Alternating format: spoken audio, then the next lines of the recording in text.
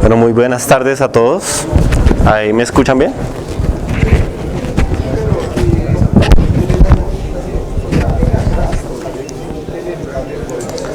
Muy buenas tardes a todos. Me presento, mi nombre es Sergio Acuña. Yo me desempeño como consultor independiente en diseño e implementación de soluciones de networking para la pequeña y mediana empresa. Primero que todo quiero agradecer a Microtik por la oportunidad que nos da de interactuar y presentar nuestras experiencias para pues cada vez aprovechar más y más estos maravillosos equipos. Primero que todo pues quiero presentarles la agenda de los temas que quiero pues compartir con ustedes. Primero pues vamos la presentación se titula Mejorando las redes WLAN, o sea las redes Wi-Fi, aprovechando las funcionalidades que nos ofrece Microtik. Para abordar este tema, pues yo me he tomado la libertad de, antes de abordar las funcionalidades de Microtik, tocar unos temas que son cruciales para que los proyectos de Wi-Fi, en lo que me ha dado a mí la experiencia, la corta experiencia que tengo, me ha enseñado que la parte del diseño y la planificación previa a la implementación de una red Wi-Fi es sumamente importante. Entonces, quiero abordar primero unos elementos de diseño y de recomendaciones. Vuelvo y digo, en base a mi corta experiencia, yo tengo 5 años de experiencia en networking y 2 años con Microtik. Desde que probé Microtik, me quedé con Microtik para Wi-Fi. Ya había probado otras marcas y no encontré un sustituto para Microtik. Entonces, pues primero vamos a tomar las partes de los fundamentos y recomendaciones de diseño, luego abordaremos las funcionalidades de Microtik que yo considero que me han brindado unas soluciones interesantes y al final pues es como un compendio de las mejoras que podemos lograr en las redes Wi-Fi usando esas funcionalidades. Entonces, primero que todo, los objetivos y la importancia de la red Wi-Fi para las organizaciones hoy en día. Pasó de ser un lujo a ser una herramienta de trabajo crucial para la productividad de las empresas, para ser más competitivos. Entonces las empresas ahora sí están exigiendo rendimiento y capacidad. Y pues con Microtik podemos tener unos mejores resultados que con muchos otros proveedores, con la ventaja que todos ya conocemos, que son unos precios que nos permiten ser competitivos y que nuestros clientes nos reconozcan como proveedores de soluciones viables para pequeñas, medianas, incluso para las casas. Yo he instalado Microtik para dar soluciones Wi-Fi en casas y apartamentos. Otro punto muy importante y que es a lo que todo mundo le tiene pues cierto recelo con respecto de pensar en la Wi-Fi como una herramienta de trabajo para las organizaciones es la estabilidad. El objetivo de una red Wi-Fi bien implementada es tener esto que tenemos más o menos representado en estas 3 imágenes. Esta nos muestra un throughput estable para el cliente que está conectado a la red Wi-Fi, al throughput que lo diseñemos nosotros y lo controlemos. Una latencia constante que pues va a tener sus variaciones porque no vamos a decir que la red Wi-Fi va a ser igual que el cable. Nunca, porque técnicamente no lo es. Y el tercero, tenemos unos valores importantes que son pues en la búsqueda de los números mágicos de la señal, de un buen nivel de señal, intensidad de señal. Pero una de las herramientas que nos da Microtik para poder identificar de manera acertada si nuestra red Wi-Fi está funcionando bien o no es el CCQ, que nos indica el porcentaje de transmisiones exitosas de paquetes que envía el Access Point a sus clientes. Cuando estamos cerca del 100% podemos decir que tenemos un buen rendimiento y este es el resultado. Otro punto importante es la confiabilidad. Cuando hacemos un buen diseño de Wi-Fi podemos llegar a tener incluso redundancia, como vemos en este caso de ejemplo, en el cual podemos, al usar una herramienta de análisis de red Wi-Fi, podemos ver que en la red test se dispone de 2 access points para atender la zona en la que está el cliente. Eso nos da redundancia en caso de que falle el access point, necesito reiniciarlo para hacerle una actualización. los clientes de esa zona no van a quedar sin servicio. Entonces, eso nos permite brindar más confiabilidad y que las empresas en realidad reconozcan que les brindamos una solución de Wi-Fi que es robusta y en la cual pueden confiar y les va a cambiar el concepto que tiene todo el mundo de que la Wi-Fi pues no la usan para algo que sea crítico porque no es confiable, sí se puede. El punto más importante, y este tema sí lo voy a abordar así tocado porque tengo entendido que hay una presentación más tarde con respecto a este tema, es el Site Survey. O sea, eso es el 80% de un proyecto de red Wi-Fi, es el Site Survey. Aquí este es un Site Survey predictivo y ese es uno ya con un Access Point, en vivo y en directo. Ese es el éxito de todo el proyecto. Si no se hace un buen Site Survey, de eso depende la calidad del resultado. Y es que cada escenario es diferente. La experiencia ayuda, pero uno no se puede confiar. Y cuando no se hace un buen Site Survey, se puede llevar unas sorpresas muy desagradables. Y cuando usted ya ha comprado equipos, el cliente ya invirtió en cableado, ya no hay mucho que hacer. Entonces, por eso el Site Survey es tan importante y más tarde nos lo van a explicar en más profundidad. Más recomendaciones de diseño. Un tema que desde mi punto de vista es muy importante es abandonar un poco el concepto de que la cobertura es todo, ¿no? O sea, siempre hablamos solo de intensidad de señal y hablamos incluso de que para mí un nivel de intensidad de señal de menos 85 dBm, menos 89 dBm es chévere, es bueno. Desde mi punto de vista no es así. O usar access point con antenas omnidireccionales de alta ganancia. Pienso que eso tiene que ir cambiando porque es que nos estamos enfrentando a lo que antes era una situación muy excepcional, que eran los escenarios de alta densidad y alta capacidad. Antes solo se pensaba en escenarios de alta densidad y alta capacidad en Wi-Fi, cuando hablábamos de un estadio, de un auditorio como este. Pero ahora usted instala un access point en un apartamento, lo monitorea, ¡pum!, 10 dispositivos. Porque están los televisores smart, las tabletas, los celulares y las laptops. Entonces, hay que incorporar los elementos y recomendaciones que las hay por doquier en internet. O sea, esto no me lo inventé yo. Yo he venido aquí a recoger la experiencia que he adquirido, porque hay diseños recomendados y validados por los fabricantes, referenciando las claves para atender y superar los retos que nos trae la avalancha de dispositivos que tenemos, que ahí es cuando hablamos de alta densidad, y las velocidades que manejamos ahora, que es cuando necesitamos la alta capacidad. Ahora en cualquier casa ya llegó la fibra óptica hasta el hogar, fácil 30 megas. 30 megas en banda de 2.4, que es lo que vamos a abordar exclusivamente en esta presentación, ya es difícil lograrlo. Ya es difícil. Porque por más que hablemos de access point de N300, para tener N300, ¿qué necesitamos? Canal de 40 MHz y dual spatial stream. Me atrevería a decir que de los dispositivos que hay acá en el auditorio, el 90% son de un spatial stream. Entonces, ya no es el access point, ya no es de 300, sino de 150. Y en los smartphones, por lo menos el 70%, no soporta canal de 40. Entonces, no podemos contar en cierta medida con que el access point es de 300.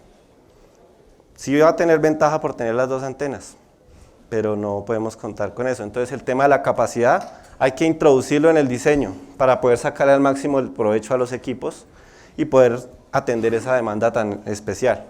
Otro tema es que la red Wi-Fi, a medida que se vuelve complejo el diseño, empieza a ser contraintuitivo. Por ejemplo, puede suceder un escenario, digamos, por poner un ejemplo, este auditorio, llaman a un consultor de redes de MikroTik, porque aquí hay un problema con la red Wi-Fi. Puede suceder que el consultor dice que la solución es quitar 2 access point porque hay muchos access point en el auditorio, y esa es la solución. Eso es totalmente contraintuitivo y va en contra del sentido común.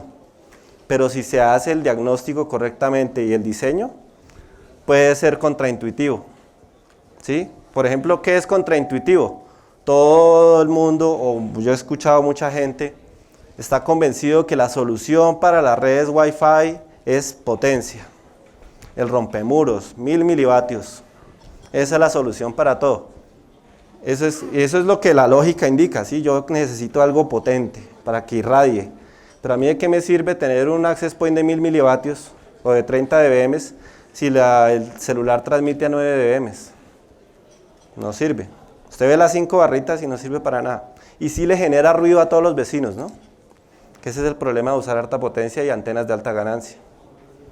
Entonces, este tema de ser contraintuitivo es delicado y nos lleva a cometer muchos errores y a ver muchas implementaciones que no dan buenos resultados. Y a veces terminan, ¿qué pasa con la persona que instala una solución que no funciona? Le echa la culpa al producto. Otro punto muy importante es la interferencia. ¿Y por qué es importante? Porque es que es muy difícil identificarla si no se tiene las herramientas adecuadas, porque es invisible. Ninguna tarjeta Wi-Fi de un celular o de un computador la detecta. Y por punto final, un elemento clave en el éxito de las redes Wi-Fi son los dispositivos cliente.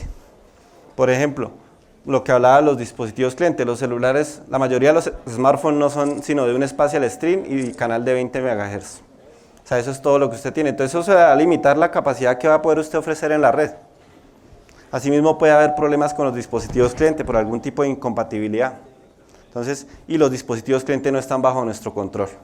¿Cómo va a controlar este auditorio saber qué dispositivos traemos el día de hoy? No lo pueden hacer. Entonces el diseño tiene que ser lo suficientemente robusto para estar preparado a ese tipo de cambios. Bueno, más recomendaciones para el éxito de la red Wi-Fi. Algo crucial. No, mucha gente al ofrecer una solución de red Wi-Fi no mira la infraestructura subyacente. La red Wi-Fi, si la red cableada y el resto de la infraestructura de red no está a la altura, no va a tener buenos resultados. Porque usted depende de toda la infraestructura de red para que a sus access points les llegue el tráfico como usted quiere. Que el servicio de HCP esté dimensionado correctamente y que el servicio de DNS también preste un servicio pues, a la altura de la cantidad de usuarios que usted va a tener y el tráfico que va a tener. En lo posible, tener switches administrables. Los switches administrables nos permiten tener visibilidad de la red. Porque es que cuando usted no tiene switches administrables, usted lo único que ve ahí es un bombillito parpadeando.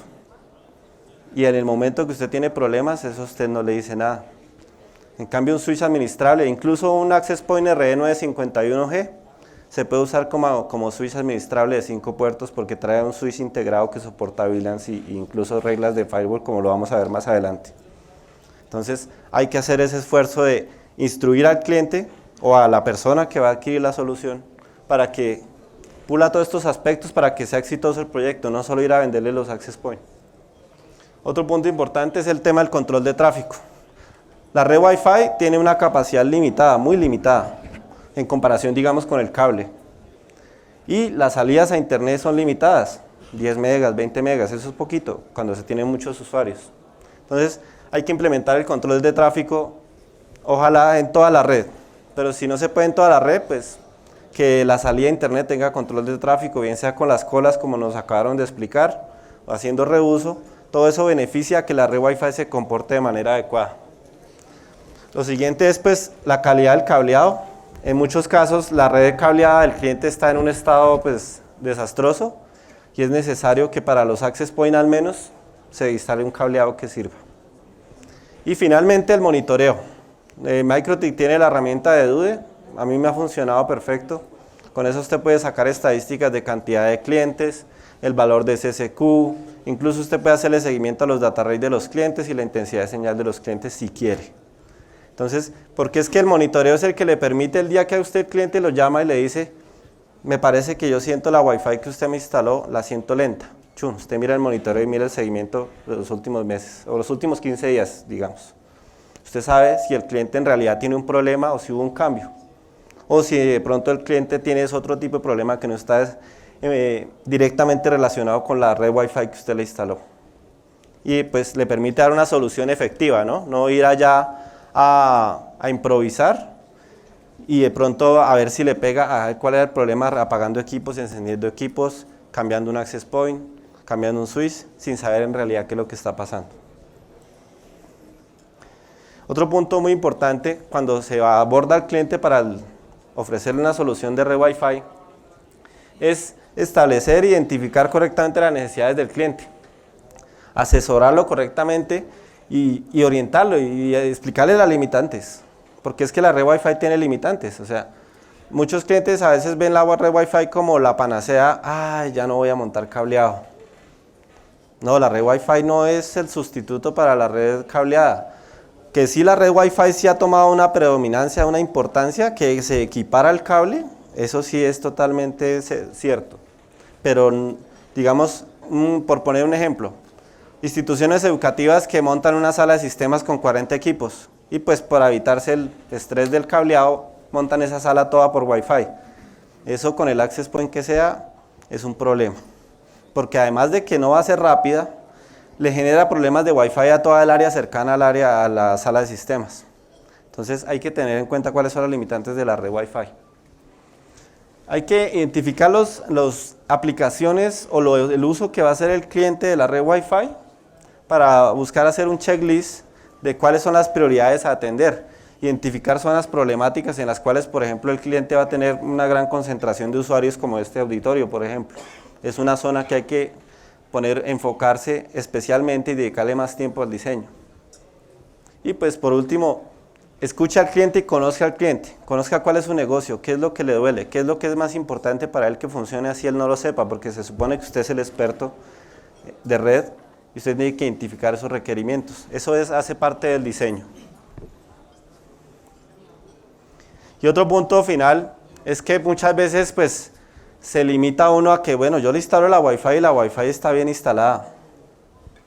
Sí, yo le puedo demostrar que está bien, pero no fui lo suficientemente proactivo de ir a mirar y darme cuenta, porque es que el que sabe con un speed test se da cuenta si el servicio de internet del cliente está funcionando bien o no. Entonces, mientras que usted va a hacer la implementación, infórmele para que él solucione el problema con el ISP. Hay casos en los que incluso ya uno en base a su experiencia le dice al cliente de manera imparcial, yo le sugiero que se cambie a tal operador, no porque me dé comisión ni porque la asesora sea una amiga mía, sino porque yo sé que ese servicio le puede dar mejores resultados. O tiene un servicio bueno pero es de 2 megas. Señor, si usted quiere que de verdad sacarle provecho a la inversión de la red Wi-Fi que está haciendo, páselo a 10 megas. ¿Sí? Todo eso es un conjunto de recomendaciones y de buenas prácticas que nos dan lugar a tener buenos resultados con las redes Wi-Fi. Otro punto importante es identificar en el entorno que está el cliente posibles fuentes de interferencia, obstrucciones en la construcción y también la disponibilidad del espectro, qué redes hay circundantes, lo cual nos va a limitar totalmente a la hora de implementar y nos puede obligar a cambiar por completo la estrategia de diseño. Este es un punto que quiero abordar, que ya lo abordó también el compañero con el tema de los radioenlaces, es el tema de las fuentes de interferencia. Esto, la única manera de identificarlas es con un analizador de espectro, y esta es la imagen que estamos viendo. En este ejemplo, el cliente, cuando se ponía un access point en el canal 1, el pin era de 800 milisegundos, se desconectaban los clientes, se cambiaron el access point, movieron los computadores, se hizo de todo. Entonces va uno con el analizador en 10 minutos. Ah, no, hay una interferencia. ¿Qué era esto? De un radioenlace de un vecino. Pues el vecino no lo quitó. ¿Qué pasó? Pues que en esa zona del edificio del cliente no se podía usar este canal. Pero se identifica cuál es la causa real del problema y se da solución. Este es otro ejemplo. Este era un teléfono inalámbrico de una marca conocida, el cual generaba este pico de interferencia cuando entraba una llamada. Entonces imagínense, el cliente llamaba al proveedor ISP a reportar, es que se me cayó el internet apenas entró una llamada telefónica. Pues allá le decían, señora, usted está loca. Y claro, eso era. Este pico tan pequeño, o sea, uno dice, pero imposible, un canal de 20 MHz, y esto le estará quitando, ¿qué? 2 subcarriers, por ahí, digamos, y se iba al pin completamente, ni siquiera se subían los tiempos, se caía totalmente. Y esto solo se puede detectar con un analizador de espectro. ¿Que el analizador de espectro puede ser costoso? Sí, estamos de acuerdo, es una inversión difícil de hacer. Esta es otra fuente de interferencia que nunca se supo qué era, porque aparecía a ciertas horas del día. Nunca pudimos saber qué era. ¿Qué tocó hacer? Pues se identificó el problema y Canal 1 no lo podemos usar. Pero bueno, si no tenemos el analizador de espectro, pero sí tenemos a MikroTik. Esta es una representación de lo que ya nos ha mostrado el compañero, de un análisis de espectro realizado en la banda de 2.4 con un RB951G. Esto pues no tiene la misma precisión y la gráfica es tan bonita como la del analizador, pero sirve. Por ejemplo, aquí se ve una fuente, un pico fuerte de utilización. Ahí eso nos puede servir. Y si en este canal es en el que está, no sé si no alcanzo a ver la frecuencia, si en este canal es en el que estamos operando y tenemos problemas, puede ser, ¿no? Y este análisis de espectro con el DUDE, pues tiene una ventaja grandísima, ¿no? Que si el access point está en una red LAN, pues yo tengo acceso por cable al access point, ¿cierto? Entonces y si tengo una VPN, yo puedo estar haciendo análisis de espectro remoto. Imagínense, el cliente me llama a decirme que tiene problemas, ¡chum! En línea le hago un análisis de espectro. ¿Con qué otro equipo podemos hacer eso? Entonces ahora sí, una vez que ya abordamos como el trasfondo, el contexto de la red Wi-Fi, ahora sí vamos a mirar qué es lo que nos da MikroTik y por lo menos a mí me ha servido mucho para mejorar mis implementaciones de red Wi-Fi. Entonces yo quiero abordar este concepto que ya lo habíamos abordado en la anterior presentación, que es el tema de la manipulación de los esquemas de modulación y codificación, que pues también se conocen como data rates. Entonces consiste en que, pues, ¿qué son los esquemas de codificación y modulación? Pues es un conjunto de combinaciones que permiten que la conectividad inalámbrica se adapte a las condiciones del enlace a la medida que van cambiando. Si la intensidad de señal cambia, si está más lejos del access point, etc. Pero hay un problemita, que la manipulación de ese esquema de codificación y modulación al día de hoy no es compatible con Capsman, porque en la configuración de channel de Capsman todavía no están esos campos, no sabemos si algún día va a pasar. Por el momento con un ingeniero amigo estamos trabajando para ver si a través del API de MikroTik pues logramos gestionar los access point, porque en realidad la gestión centralizada, ¿cuál es la función primordial de la gestión centralizada de access point? ¿Cuál es? Cambiar la clave Wi-Fi. Sí, ese es el mayor uso que se le da, aparte del monitoreo, ¿no? Eso es otra cosa. Pero entonces, pues, por lo pronto, para yo poder seguir usando esta funcionalidad que me ha dado tan buenos resultados, pues, estamos explorando la posibilidad de utilizar el API para poder gestionar centralizadamente los access point y hacer el cambio de contraseña centralizado, que es como lo que más nos llama la atención y más nos hace falta de no poder usar Capsman. Entonces, aquí vemos cuál es la idea detrás de todos los esquemas de codificación y modulación, ¿no? Aquí están los de las velocidades más altas, de 65 megabits por segundo en 802.11n. Es con modulación 64 QAM y codificación de corrección de errores de 5 a 6. Pero pues este es el que requiere la mejor señal. A la medida que la señal se va perdiendo calidad, tenemos que ir retrocediendo y retrocediendo. Y se nos acabaron ya no podemos seguir con la modulación 64 QAM, vamos a 16 QAM, QPSK, BPSK, y si en BPSK tengo muchas pérdidas, me desconecté del access point.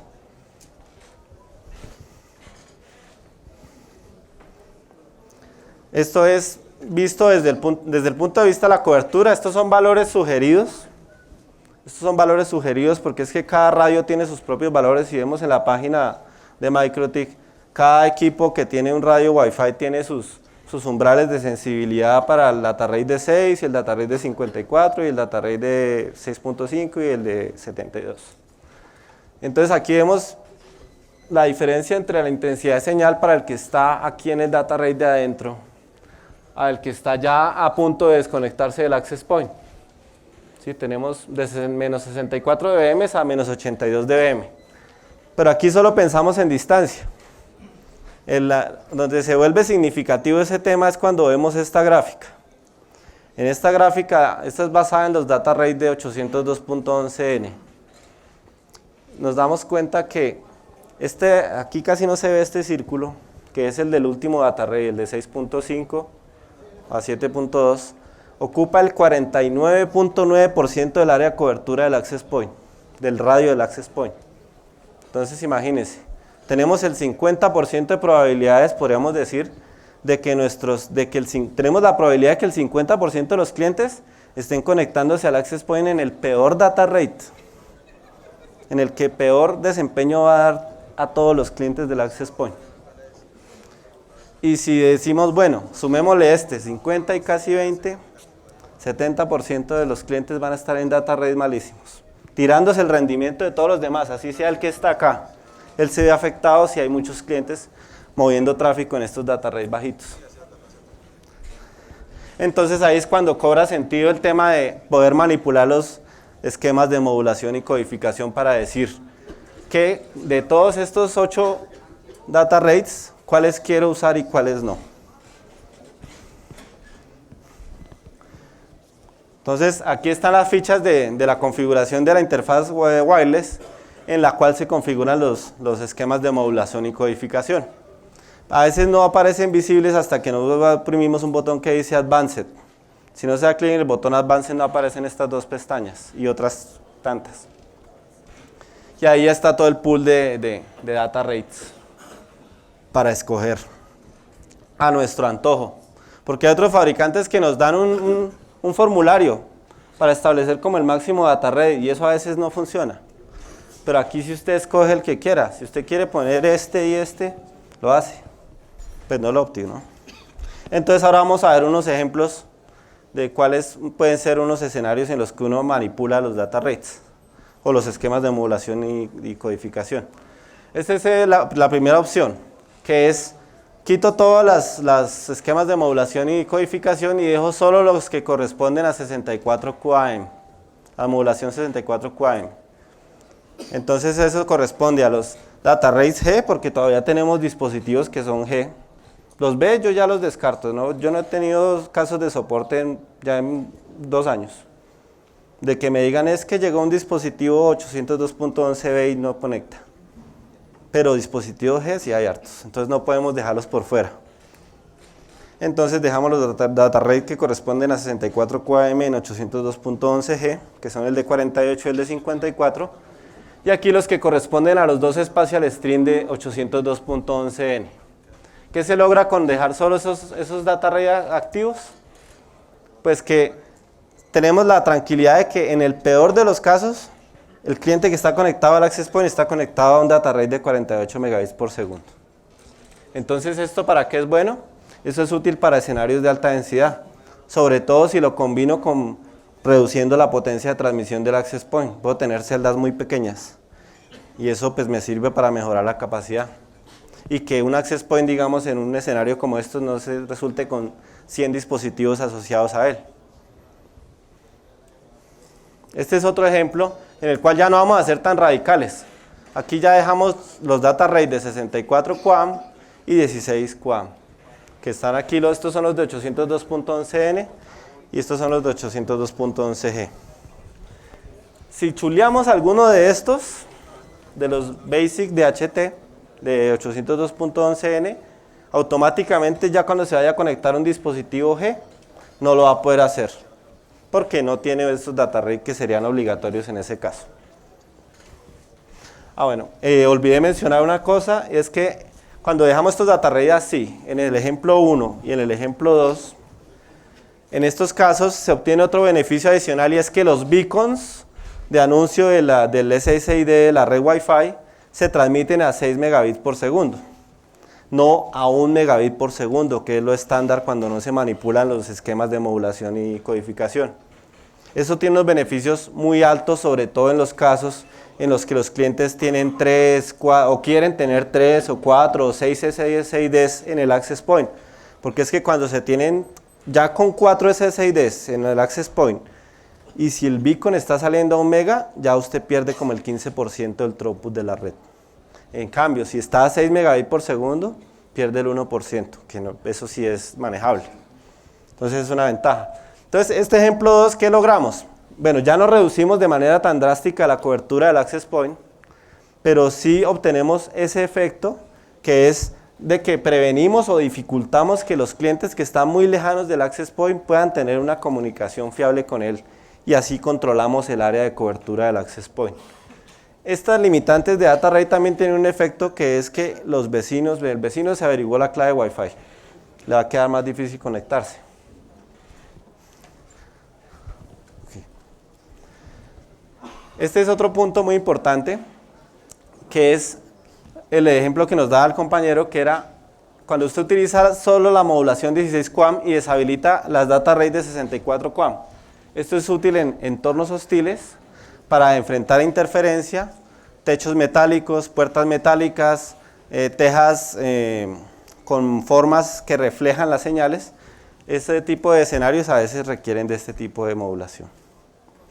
Otra funcionalidad de MikroTik muy importante es que nos permite un control muy fino de la potencia. Podemos, en el caso de los Access Point RD951, podemos ir desde 27 dBm, en lo de sentido práctico, hasta 5 dBm, sin incrementos de 1 dBm.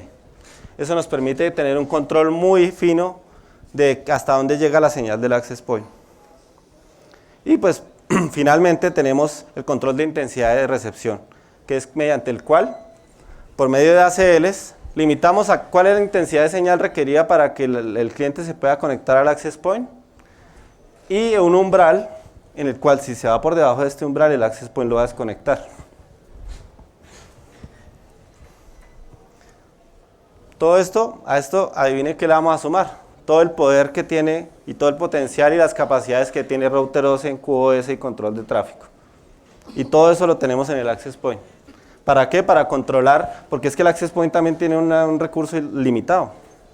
Entonces, hacemos control de tráfico desde el Access Point. Este es un ejemplo. Pues aquí hay de todo. Este es un Access Point, aunque no lo crean. Entonces aquí se limita a 10 megas de bajada y 3 megas de subida al cliente de Wi-Fi. Después se agrupan acá en una cola simple para un totalizador de 5 megas de subida y 15 megas de bajada. Pero esto viene detrás de un árbol de colas que está trabajando con tráfico marcado para diferenciar los protocolos. Con esto mantenemos el pin así como el que teníamos en las primeras pantallas. Esta es una vaina que poco a poco se utiliza, que es usar las reglas de switch que dispone el chip del switch del Access Point RD951G, que nos permite hacer una especie de firewall, pero en hardware esto no consume CPU. Ahí la clave es cuando seleccionamos el tráfico que queremos bloquear, seleccionar, ajustar nuevo puerto de destino y dejarlo vacío. Eso significa descartar el paquete. Entonces ahí tenemos un firewall que se puede usar sin pegarle al uso de CPU.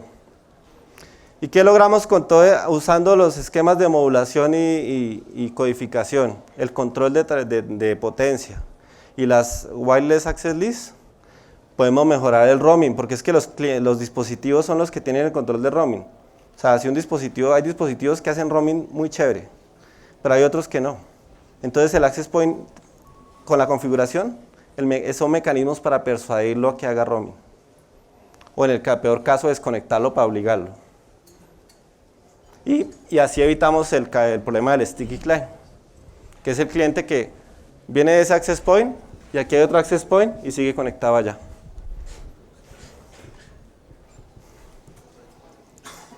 El tema de la capacidad, utilizando solo data rate altos, estamos seguros de que vamos a tener buena capacidad.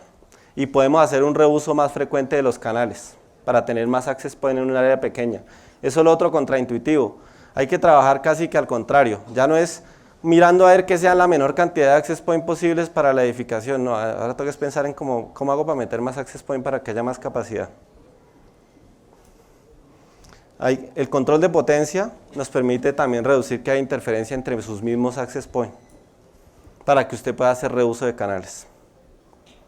Y por último, hay que aprovechar el entorno. Como les digo, a veces uno necesita meter más access point, hay que aprovechar, digamos, esta columna. Yo le pondré un access point aquí por este lado, para que se reduzca la cobertura hacia atrás. Y yo sé que puedo poner un access point más cerca y aumento mi capacidad. Hay que sacar provecho del entorno, o ponerlo detrás de esa columna para que no irradie tanto hacia afuera y no recoja ruido de afuera.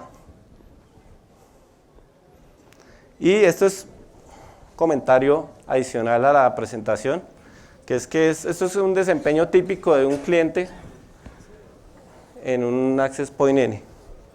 Aquí están los 300 megabits por segundo que dicen las cajas de algunos fabricantes. Esto es lo máximo que le sacamos a un Access Point, 30 megas. Para que lo tengamos en cuenta Esto es aproximado, ¿no? Puede que usted haga las pruebas en su casa y le dé un poquito más, un poquito menos. Pero cuando tenga hartos clientes, estos números son los más optimistas. Yo no he visto un access point con hartos clientes que dé más de 15 megas.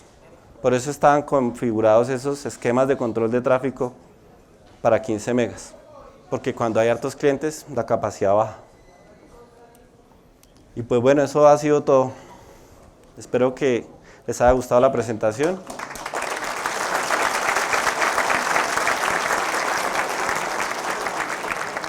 Creo que estamos como cortos de tiempo, entonces cualquier preguntita la podemos dejar para el final.